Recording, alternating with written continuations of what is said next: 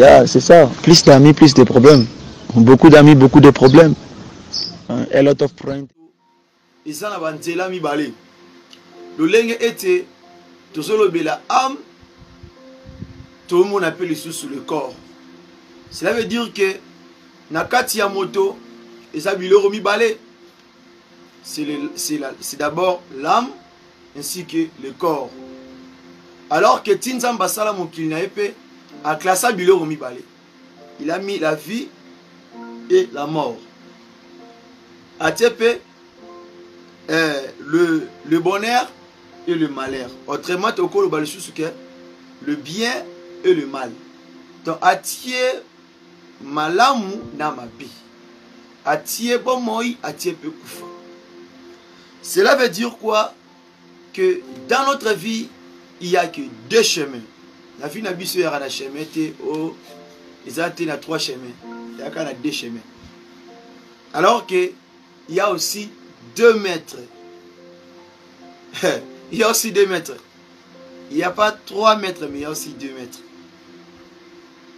Il y a aussi 2 fils. Il y a aussi 2 peuples.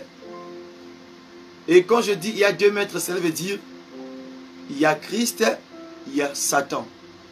Quand je dis aussi il y a 2 fils, cela veut dire il y a aussi le Fils de Dieu, il y a aussi le Fils du diable. Quand je dis aussi il y a 2 peuples, signifie il y a aussi le peuple de Dieu, il y a aussi le peuple qui s'attache aussi à Satan. Un peuple qui est perdu. Qui lui a dit que mon peuple est détruit parce qu'il manque la connaissance. C'est la faute de connaissance que ce peuple est détruit. Amen. Alors je sais que Zayoté. Zayoté, on a zolo bela pour y aller un peuple sauvé. Un peuple perdu. Zambé d'abord akumi samakati na biso. D'abord tant on Zambé a atali sabiso kolobela biso na kati makomi oyo pour les lots vraiment nazo mon les âmes kolomongo za différent que mikolo misusu. Donc tant Zambé pesi biso maloba oyo alinga atali sabiso ete na vie na biso batu lolenge oyo moto ame ma vie na ye lolenge oyo moto sala makambo ya vie na ye eza ye mokonde azali le maître to azali moto oyo esengi na ye asala choix. Yeah. Pourtant les 2 chemins de la vie, cela veut dire qu'il y a aussi le choix. Toko le jamais les 2 chemins de la vie sans que tout ait le choix. Choande et ça la ke moto pour nzela akokini. Choande ça la ke moto apona bisika oya kozalela. Tout le monde a tati na vie réelle boy. Même quand la histoire ya Abraham na Lot. Abraham ala kisaki Lot banzela mi balé. Alobi na ye soro ke na gauche kana ke na droite. Soro ke na droite kana ke na gauche. Donc a obligé à quitter Lot. A poussé à quitter Lot que kende kabe non. Mais il a essayé à conseiller. Il a essayé à talisaye. Réalité à vie. Réalité à makam. Mais tant que nous devons comprendre que ala kisi nzela. Au moins il faut quoi agir boende ko ela. So sali boye pe ko komela. Dans la vie na biso batu yango mona ete ba yebisa biso que conséquence et corrigera mieux que conseil. Tantôt tango Abraham azoluka talisa l'autre réalité que ils ont bien été à quitter, ils ont bien été à demeurer loin naïe, à Zalapembe naïe. Tantôt à l'autre année comme on a que ah m'to ngazanga lokola serviteur naïe, lokola moi Moussa naïe, mais bité que zaki pona bien naïe. Makamusu na vie na biso bato esenga ka il faut ezala bomo, il faut comment pour être moto azo leso en vie. Pour ya makamusu ko pesa mutu conseil otalisi mutu mais mutu a comprendre été. Mais tant qu'on a kata libulu, tant qu'on a kata réalité, c'est là que nous comprenons que oui, ah, na pona kinzela malamuti, na kenda kinzela malamuti. Et alors qu'on ensemble, Dieu n'a jamais obligé le peuple d'Israël que bo sala boy, bo kende boy. Non, Zamba sala asala you must. Nzamba sela pe obligation te to ezala te ke zaka bongo bokende ka wete. Dieu lui donnait le choix. Nzamba pesa biso ba tous les choix. Yango moni na vie tant que les deux chemins de la vie, il faut d'abord te comprendre le domaine de la spiritualité. Notre Père céleste, notre créateur a pesa nga na choix. A pesa nga na ngolu to pe grâce wana. Yako pona oyo lingyo sala. Après ça, choix, il y a que dépendre de la façon où il y a aller. Après ça, et donc, et quand il y a un monde, donc, aux décisions à vie. Alors, on peut deux chemins de la vie. Par an, tu peux même encadrer, à quitter ko pone la on dit là au kokende. Mais à orienter au kaka. Ako guider au kaka, ako aider on a conseil, ako tali so réalité. Mais moi toi ako décider que na kende to na kende te za yomoko. Yango mona ka moto so conviction e boyi yango a décision na yi. Parce que conviction et décision mutu so ke boyi nango ata sala osali mambolo ngati. Donc la vie à moto atambolaka selon la décision. Et décision o e utaka na kati ya motema. Décision ou utaka na kati na ye. O te no saka po pasteur alobaki to po musa nzamba alobaki te. O sala parce que yo moko za convaincu. Yango sepeli otambo na nzela wana. To sala raté po na bato. Na vie no ba cause ya ko ba décision te. Na vie no ba ko po la ko ba nzela te. Na vie na yo atape na réalité makambo. Hein? C'est comme si moi na abotami akoli akomi mbinga mobali et comme il est na temps où esengia balato alingi avant na asala to pe soit foyer na azana kati ya asala to pe famille na a dépendre soit ça na moi sina ba na et comme il est na étape pour na bana introduction ake ko yebisa maman to pe papa ne apolele moi si non même ata ba poneli au moi si. Même à ta moi ça va aller au bout. Moto o a cause décision que oui j'accepte eza yomoko. Eza yomoko. Yango mon ata na domaine ya makambo etali ya science occulte ya kisi ba kondimelo wite. Collègue na yo, ami na yo to pe papa na kondimelo wite. Il faut yomoko nde ondima oui. Il faut yomoko nde o accepter. Parce que quand on accepte cela veut dire que ondimi siko ondimi obanda contrat topi ondimi kotambo na nzela oyo wana oyo poni. Mais ceux qui va ndimeli yo, ça c'est pas toi. Si vous n'allez ça bongo les fonctions individuelles.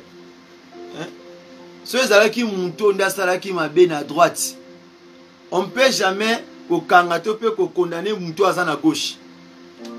Ba ko kanga kaka muto asala qui ma ben à droite. Même si aza qui na gauche à monaki. Mais vrai coupable ça ou azaki na droite. Cela veut dire que Christ a azotali sa disciple que nanzela obo bandi, nanzela obo sotambola, nanzela obo sokende bako yina bino, bako chola bino, boko zala dénigrer, boko zala maltraiter, boko zala rejeter. Nyonso wana pona kombo na ngai.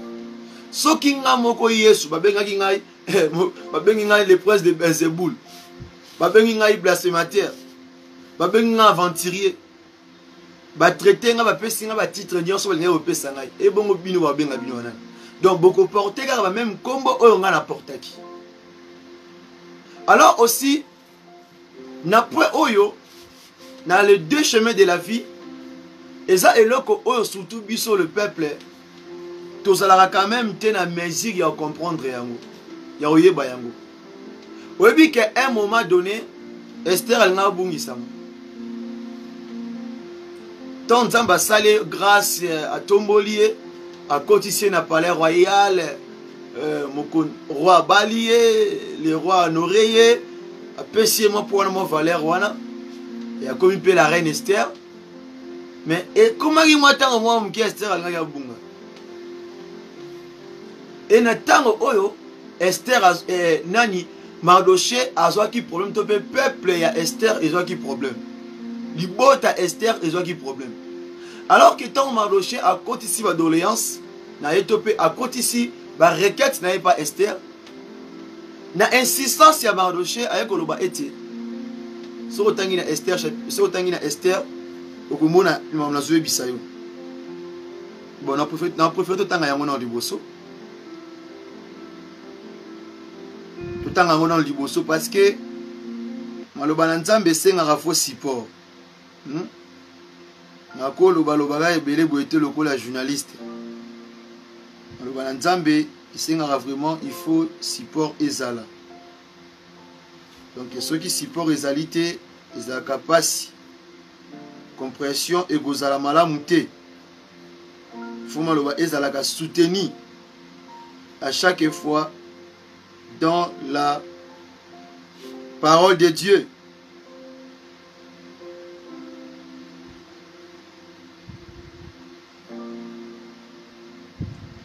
Totangi na livre ya Esther.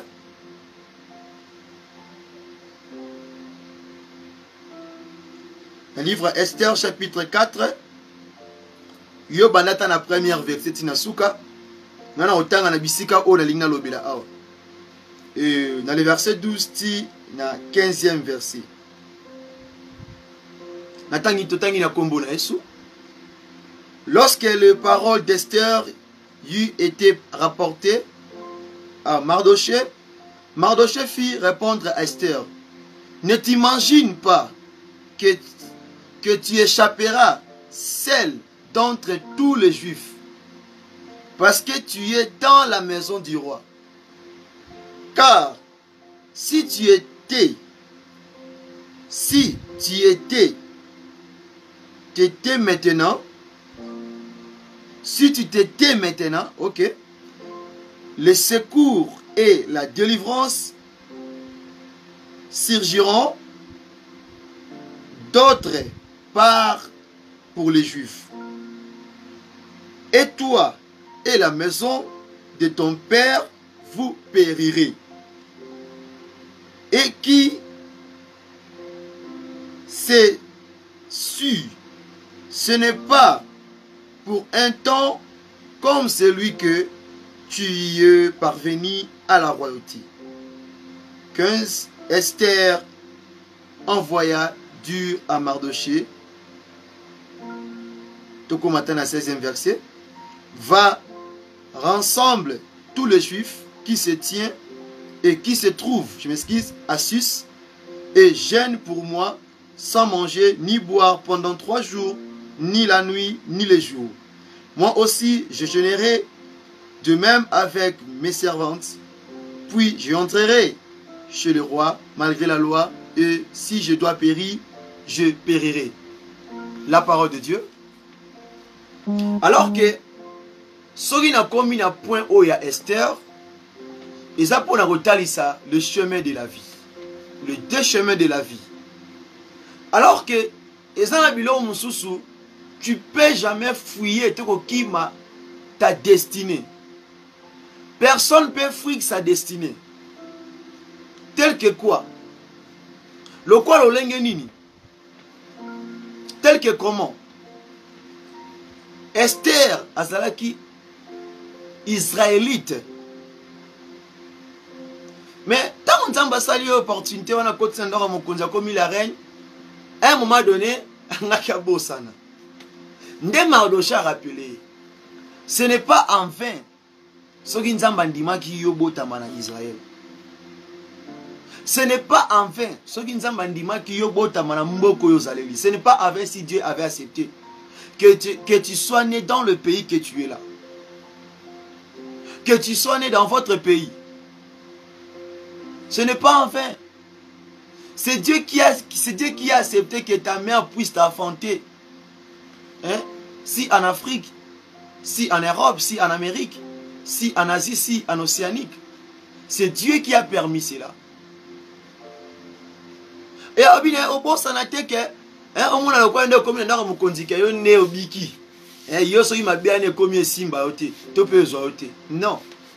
Et tant que tu es lié ou taki na nation moko boy, ou taki na libota moko boy, il faut pas jamais oublier. Oui, bien aimé, la vie n'a biso batou. Même pour réussir dans la vie, au boss en a été bisika o outil. Ne jamais oublier bisika o yo outil, bisika o yo bima. Au boss en a ka source na yote. Au boss en a raté bisika o nzamba bimisa, bisika o nzamba lokota yo. Il faut jamais oublier cela. Même bisika o nzamba permettra yo botama. Attends la famille, attends la mboka wana, il faut jamais oublier cela. Il ne faut pas faire semblant le uta kunate le yebi kunate, non. Parce que le malheur est tellement qu'il porte à Israël. Et tant que bazana batu o bakoki, bazana mutu o kout d'abord o yakoki pour traiter les Kambouana, même que bawana se va intervenir. Et c'était Esther. Mardochée Talissier, habitala, mboka libande ko saote, bozione ko saote. Ce n'est pas dit ça aux en Amérique, aux en Europe, aux en Asie, aux en Océanique, aux en dans les pays voisins, aux en Mbokanayo, que tu dois oublier ton pays, que tu dois oublier d'où tu viens. N'oublie pas que tu es israélite. N'oublie pas que tu es un Congolais. N'oublie pas que tu es une Congolaise. Malgré que tu es à l'extérieur, malgré que tu vis aux étrangers, malgré que tu n'es pas dans ton pays, tu es loin de ton pays, n'oublie pas, quand il y a un problème, il faut se soutenir. Quand il y a un problème, il faut se tenir les bras.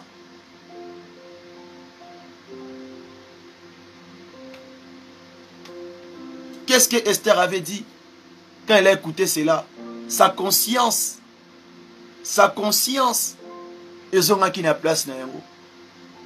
Bien maintenant, posons question encore. Arthur Esther a salaki. Est-ce que yo tinde mozalaka wana? Tu as déjà prié même pour ton pays? Okoma ko pambola ba pays ya batu mususu. Okoma ko pambola mboka batu mususu, mais votre pays mboka oyo moko botama bisika oyo uti. Même ata mboka bakoko na ato botama na mboka wana ti. Ato koli libanda mboka na, mais étant que ozo porter makila wana, tu dois prier. En réalité, Esther akola ki suna akola ki na israélite. Akola ki libanda Israël. En réalité, cela veut dire, il y a eu aussi le peuple, les enfants, qui en captivité na Babylone. Et bazala qui va esclave, il y a Nebuchadnezzar. Malgré cela, va tika quitter côté leur pays. Va permettre quitter côté identité na bango. Du coup la circonstance. Malgré que va zo vanda, malgré même qu'il y a cause en akati mboka wana, mais s'il y a un problème, il doit prier pour son pays. Il doit prier pour sa famille. Est-ce que yon dengo zalawan déjà aux zones fils qui étaient une minute oyo pour na ko bondi ata pour na mboka na bi. Priez même pour ton pays, pour votre pays. Ne fils que une minute, yo sala yango. Mais s'il faut critiquer, s'il faut insulter, tu es la première personne.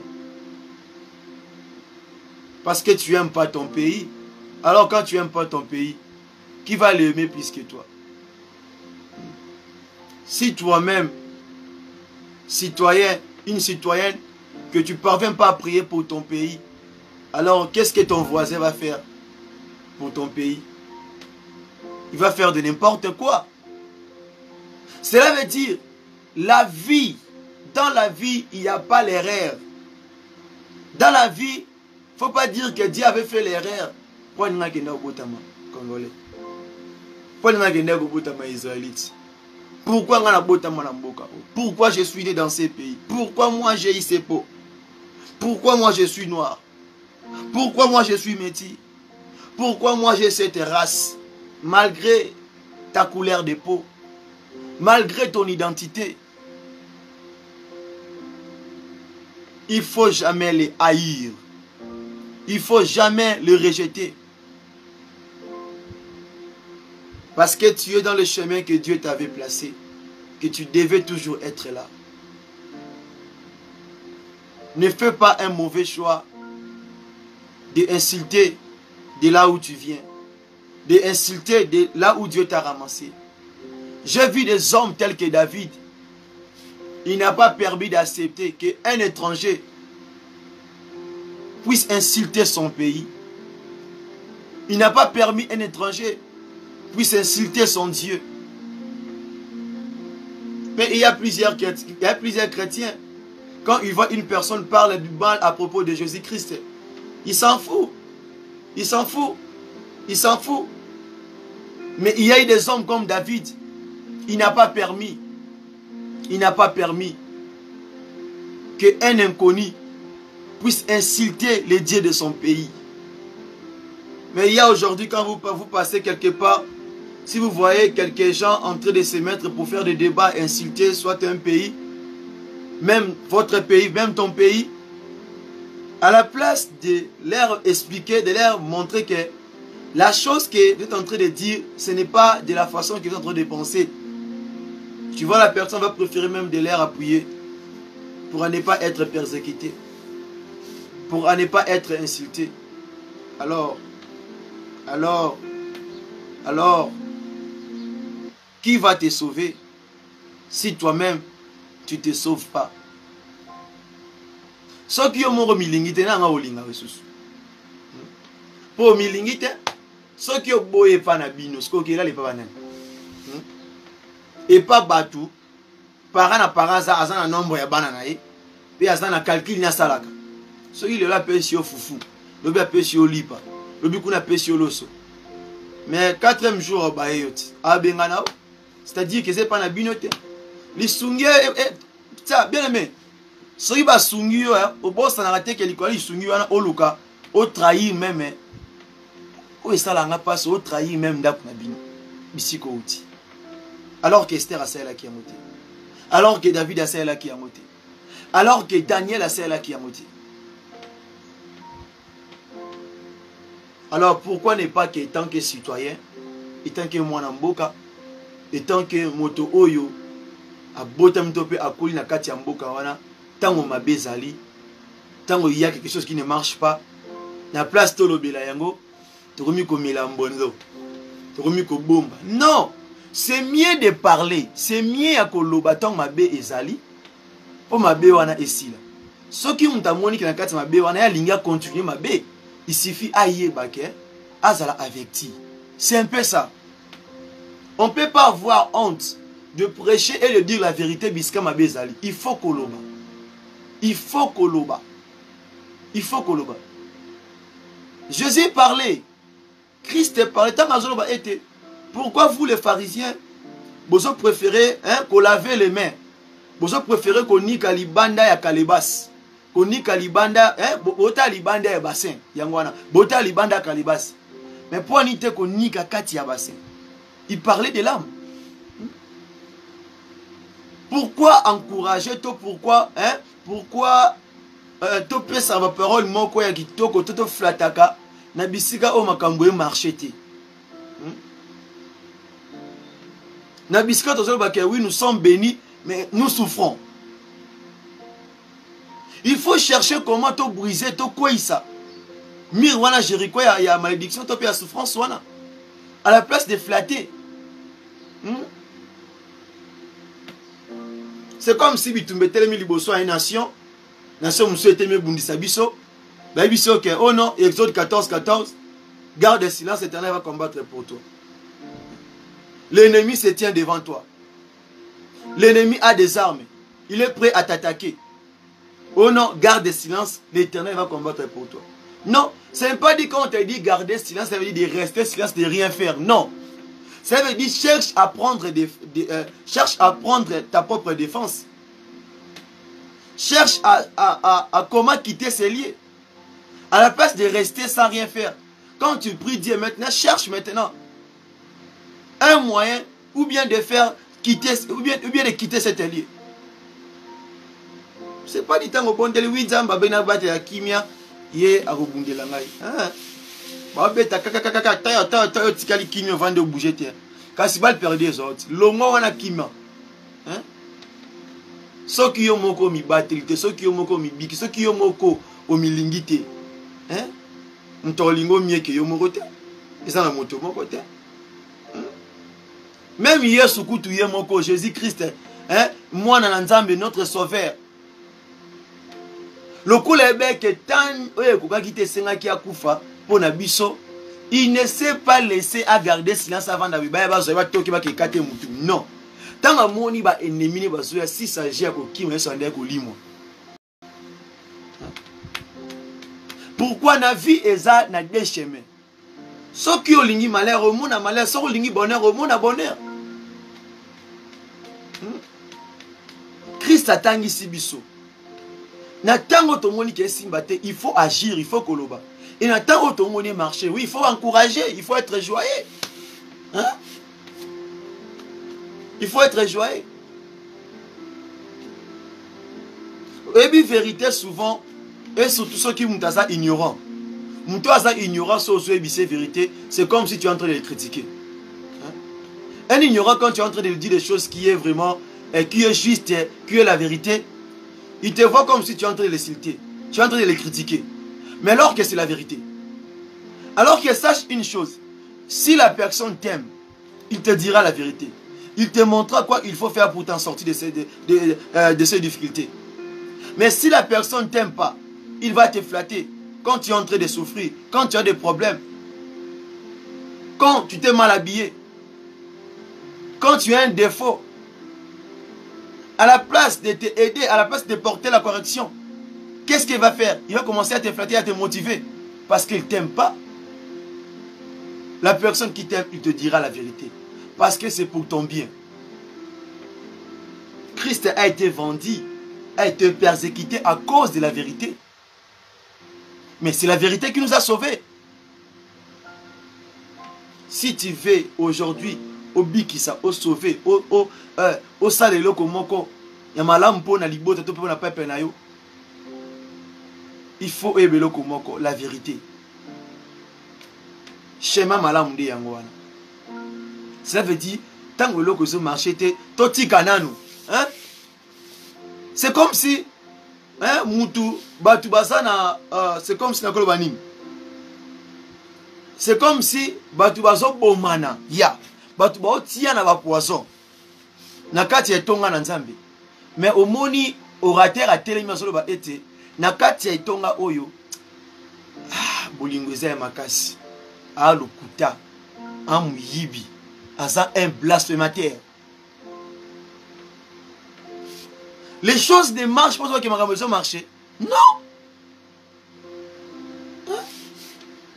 Oui, quand tu travailles, tu bosses, là on met la foi. Mais quand ça ne marche pas, il ne faut pas te bimisa malobama kwa sukali. Pourtant on mtwana koyebango et aux andeni. Yango Esther à la chakité. Yango David à la chakité. Yango pe Daniel à la chakité. Yango pe Christ atalisa kibiso. Christ a bandé ko juger. La vérité c'est pas ko juger mutu. Hein? Tant que bito lobela et loko ekendema et simbate il faut ko loba. Mais être do juger. Hein? Aujourd'hui tu vas sous ça distinction entre ko juger na to ko zongisa mutu na nzeto ko reprocher mutu. Yango zo mona batu mingi na pas ça bisa mutu vérité on préfère que retonga mutu. C'est à cause de ces choses ici.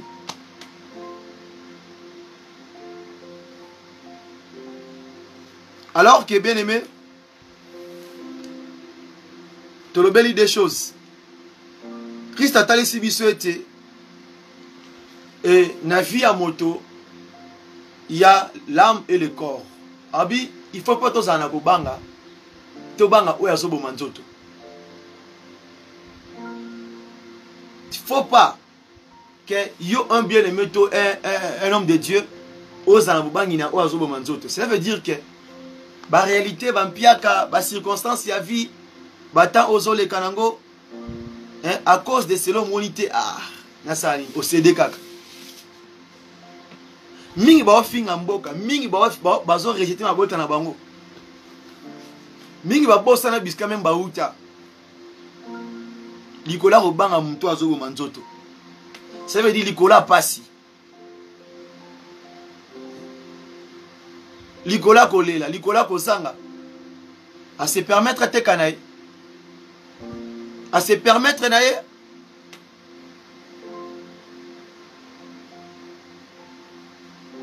Mais Christ a dit, Malam Koutou, il faut avoir peur. Na moto azo pesa biso pema. Pe na moto oyo asala nzoto oyo.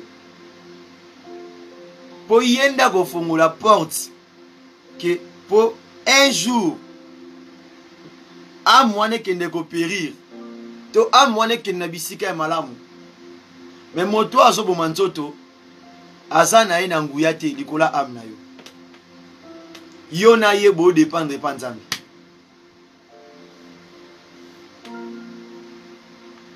Les deux chemins de la vie. Alors que na nyonso na zolo ba oyo soit to pe décision et ou taka na motema mutu. Et ça la maka na motema mutu.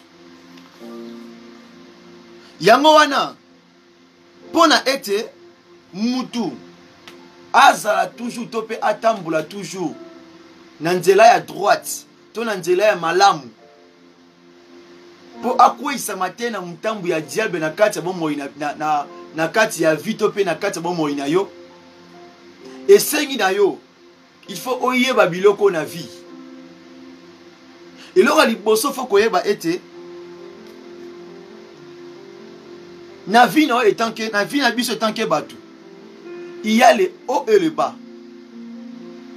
Donc ça veut dire que il y a cela au basali élevé. Il y a aussi cela au basali na vie normale. Il y a aussi cela au basali bas. Au basali faible. Ou on a quatre vie sociale. Ça n'a pas on zamba tombola bango vraiment. Ça veut dire on va mener la vie, mais ça n'a pas on a vie normale. Ça n'a pas belé ça n'a pas mukete mais à s'en sortir anaï. Mais ça peut pas on va zanga vraiment. Ça ce sont des choses sur lesquelles que il faut te comprendre to yeba ya mona vie. Oya ko sunga na yo ndenge nini oyeba ko mitambwisa. Tango zali boso nzela mibale. Pona ko yeba ndenge nini ya ko sala choix. Qui na droite, pona gauche mabezali. Pour ceux qui na droite, ils ont avantage na yo moko. Ils ont garantir vie pour na âme na yo. Mais ceux qui na gauche, il n'y a pas de garantie. Il y a les jeunes de fait. Alors que, en général, il y a trois choses, il y a deux choses, on a l'obéli. La première, il y a la deuxième. La seule moutou, il y a une décision, il y a quatre makambouan nyoso, et ça yomoko. Ta décision de écoper sa yon zela au lingyo kendi. Ta décision de écoper sa vie au lingyo mona. Alors que na nzela nyoso kopona, yeba ke eza ba réalité nango. Mais plus on a yebi na nzela o à droite. Tango yo poni, ne pense pas que tout viendra en facilité. Il faut de la persévérance. Ce n'est pas dit ça poni nzela bonheur, o poni bonheur na munorbe na mute mozano kunati. Ndengo Christ vanda koloba. Abi bozo kumisanga na monoko, mais na kati mitema na bino bo sela ba kutima koko na bino. C'est-à-dire que tu prétends au lingo que n'est la droite, mais au que non la gauche. On va le barana terme mususu. Kosi alati posu ya brebi. Vraiment. Alors, na point liboso. Pona mutu akwe isa matena nzela ya mabe. Pona moto akwe sa matena mutambo ya diable. Et sengi na mutu na loko liboso, il faut apprendre aussi de garder la parole de Dieu. Cela est pour ta réussite. Il faut koyekola kotambola na maloba na nzambe. Kotambola na ainsi dit l'Éternel. Na shwa nyonso esengi yo sala, na likambo nyonso esengi yo sala. Il faut senga nzamba kamba yo. Moto oya zali fondé to moto otambola kati makomi na nzambe, il ne peut jamais faire quelque chose d'un sentiment. Jamais. Je dis ce qui est vrai. Jamais, jamais. Avant d'agir, il doit se référer. Ce que je fais, est-ce que, oh non, ça là, est-ce que ça lit conformément à la parole de Dieu? Ou bien, ils ont des yeux dans la. Jean le chapitre 15, le verset 10. Alors qu'il y a un deuxième point, il faut bien nourrir ton âme, car le chemin est long. Bien aimé, il faut que tu laisses zoto yakati. Tope bokati na yo, c'est ça. Il faut que tu nourrir âme na yo. Parce que nzela oto kende eza molai. Olingate o perdre. Olingate o sopaka mafuta bonase. O komi ata biske senga yo komate. Alors que ça otangi na mokanda Romains chapitre 8, le verset 35. Et tel sabiso même réalité. Et au sein de la biso, il faut de la persévérance. Parce que au corps de mon alelo oyo, aiza na mulaite. Eza tamoro mukusi. Mais au ame komona, eza pour na ta mulai. Yangwana, il faut bien nourrir ton âme. Cela veut dire, faisons la lecture. Tout en guinant livre à Ephésiens chapitre 5, le verset 10. Tout autant à peine un livre il y a Romains chapitre 8, le verset 35. Et ça n'a pas dans la Bible, il faut que ce soit la lecture n'endenga koyoka. Romains chapitre 8, le verset 35, et le binabisobwe, na kombo na Yesu, qui nous séparera de l'amour de Christ? Sera cela la tribulation, ou l'angoisse, ou la persécution, ou la faim, ou la nudité, ou le péri, ou le paix. Donc, abotali sabiso ke nanzela oto okende na bisiko to tambola nzela za molai. Siko nanzela wana olingate ke eloko moko eko kabolo na Yesu Kristo. Soit nzala persécution ko finga insulte. Osala musala nzambo zomona ambumate ozomona eloko te zobota te batu bazo kende donc batu bazo bima na pesa ko construire na pesa mata yo ozo kitakaka. Omeki na vie simbate, osabe simbate. Donc nyonso wana epoussi ote. Okende koteka. Okende koteka licence na yo. Okende koteka. Okende koteka confiance wana, intimité na bino na Nzambe. Parce que nzele za mulai. Il faut qu'on laisse eloko eza na kati na biso makasi. Il faut qu'on laisse âme na biso makasi parce que la réalité nyonso eko ile na vie. Musu eko za nzala te, musu eko za les angoisses. Musu eko za la douleur. Musu eko za la tribulation. Musu eko za la persécution. Musu eko za la nudité. Musu likola bilamba bateke évangile. Musu likola kolata o ateka ndeko na ye. Mais bosani ke na vie oyebite fitir ya mutu. Abosani ke na vie oyebite lobi ya moninga. Nicolas réalité finga master. Nicolas réalité a rejeté de connaître. Nicolas les réalités il a dit de n'importe quoi. Mais oyebi lobi a moningate. Ephésiens chapitre 5 le verset 10. Et lobi na bisobwe. Totangi na kombo na Yesu. Examine ce qui est non, Ephésiens le chapitre 5, le verset 10. Examine ce qui est agréable au Seigneur. Ah, c'est quand on commis le troisième point. Le troisième point, pour bien réussir, quand le chemin ou ya malam, il faut aussi apprendre à soumis à Dieu. Tant que vous soumis à Dieu, cela veut dire mettre la parole de Dieu en pratique.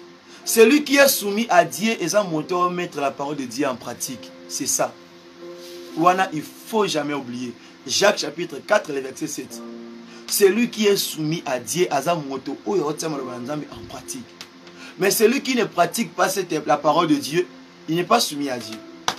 Il n'est pas soumis à la parole.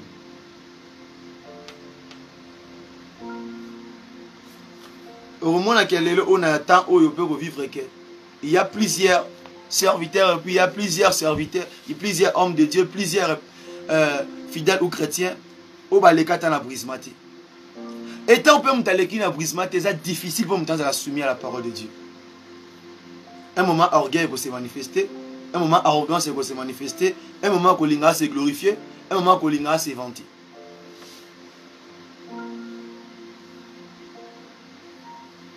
Donc quand tu n'es pas soumis à Dieu, sache-le bien que le contraire de la soumission, c'est le jeûne de fait. Les deux chemins de la vie. Il y a un seul temps il faisait 5. Il faut examiner ce qui est agréable à Dieu. Ce qui est bien. Il faut qu'on examine. Maman, bien aimé, sœur, il faut tout examiner. Alors tu examineras tu examineras tes corps. Tu examineras na motema. Motema c'est la distinction. Motema ndé ba ketina vana ngana mutoke na na sekula na ngana etina lingi na ngaiti. Motema ndé ba ata o sekisa ya ata o solane mais motema bi ke na lingi na ngaiti. C'est un peu ça. La quatrième chose de savoir, le chemin de la vie sur terre, c'est là où c'est un chemin de combat. Nzela oto tambo na ngona sia mokili oto nzela oto banza oto leka na sia mokili oyo eza nzela ya bitumba. Ne pense pas sur oponi nzela ya bonheur nzela ya peke ozala malamu. To tambo na nzela ya bitumba. Il y a toujours le combat. Il y a toujours les difficultés.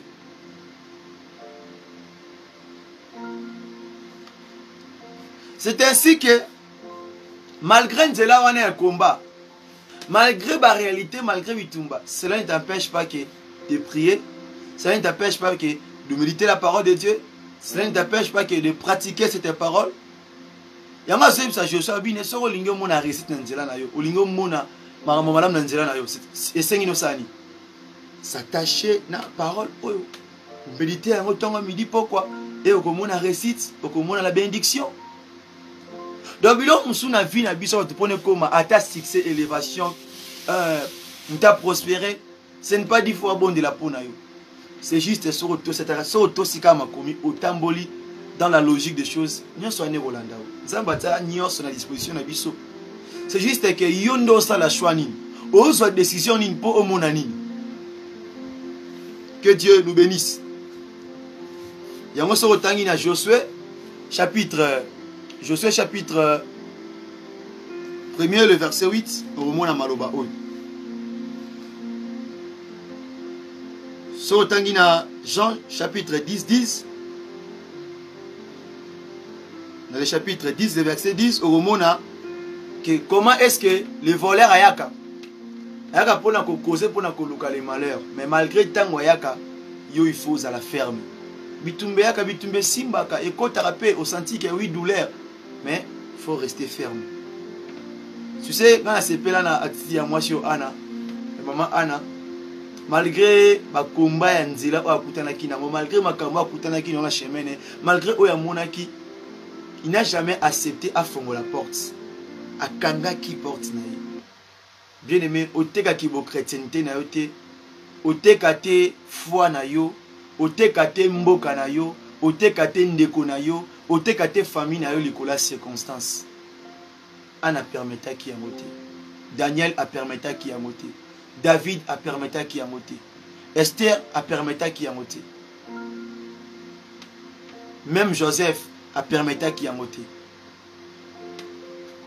Bon, on va ça la meilleure salle à moté. Pour tu crois en Jésus-Christ. Tu es un enfant de Dieu. Et là, il faut que le chemin de la vie éternelle. Bien aimé, le chemin de la vie éternelle, il faut que la mort Et ça le coup l'aéroport ya le coup les bandits la marambo bandit les bandits ne wana donc matasiko na niveau mususu faut te ba ke liwe za la liboso na biso banzela auto pour na vie na biso lobi to kozala la bon moité lobi to repé ça bon moye pas papa mais to kinanzela nini to kozala bisika nini question wana obosanaka yango te tango otambolaka yango. C'est ainsi que peuple de Dieu faut que tanga na livre Romains chapitre 8 le verset 6 tina 9 na kosala la lecture na kombo na Yesu. Et l'affliction de la chair c'est la mort, tandis que l'affliction de l'esprit c'est la vie et la paix. Car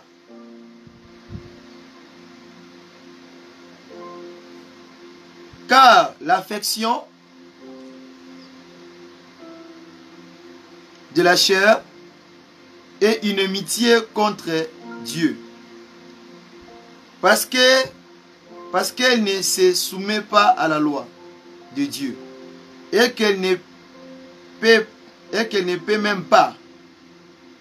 Or, ceux qui vivent selon la chair sauraient plaire à Dieu. Sauraient plaire à Dieu. Nabandeli le verset 6 pour la compréhension. Et l'affection de la chair baposa elengi ya nzoto eza na ngoliwa. Elengi ya nzoto wana, cela veut dire ce qui olingi toujours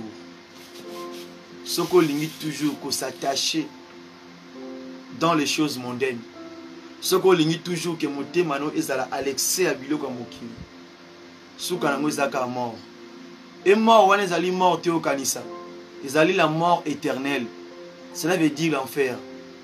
Mais soki mutu aza ko s'attacher na affection ya biloko ya molimo, moto wana pe o esengaki yozoluka tantona ozwango na nzoto boye, ozwango na makasi boye na mbongo, mais tango oza ko s'attacher na biloko ya molimo, tu es attaché dans la parole de Dieu, okozwa bon moi et la paix.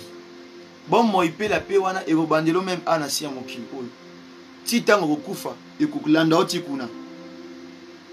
C'est alors bien aimé yo moko ozali maître ya vie na yo sur terre. Oui, malgré que dans autre terme biblique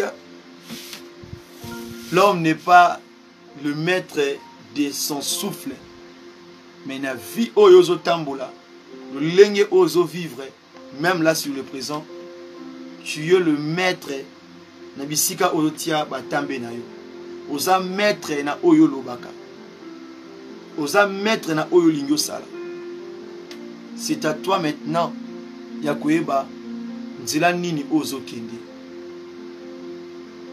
Que Dieu vous bénisse. Tokutani na prochain service par la grâce de Dieu. Tika ete nzambe apesa yo nanga makasi ya kotambola na nzela ya malamu, na kotambola na nzela ya justice, na koteka te évangile na ye, na kodemere kati na molimo na ye, na kodemere kati na maloba na ye, na kotikala toujours na kati ya droiture ya maloba na ye. Tika ete nzambe